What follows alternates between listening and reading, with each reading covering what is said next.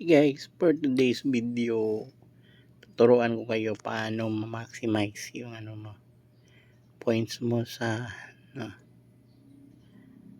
dito sa app.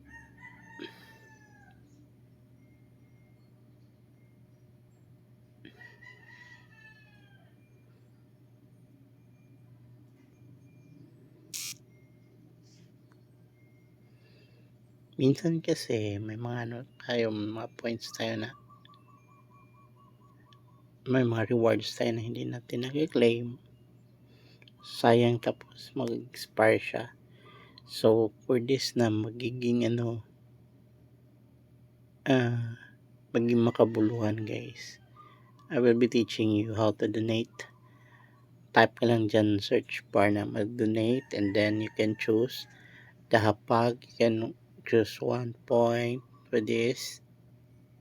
1 point, guys, it could make a difference para sa pwede din sa Philippine General Hospital Medical Foundation, pwede din dito. Sayang din kasi yun, guys, marami dito.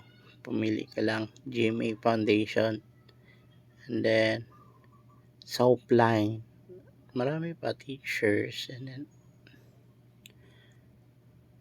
marami kang pwedeng tulungan dito, guys. Sayang kasi yung 1 point or 2 points mo na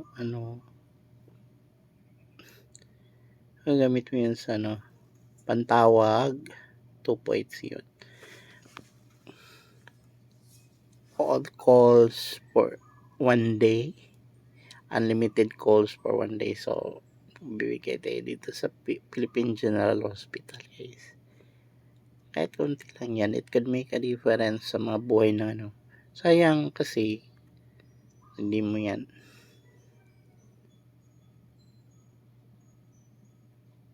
Tada! Ayan.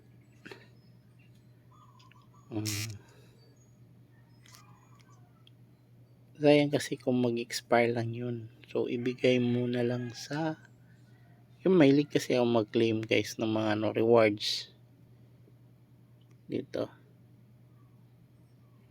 You can download this one, this app. Ano to sa mga Globe and TM subscribers, may mga rewards.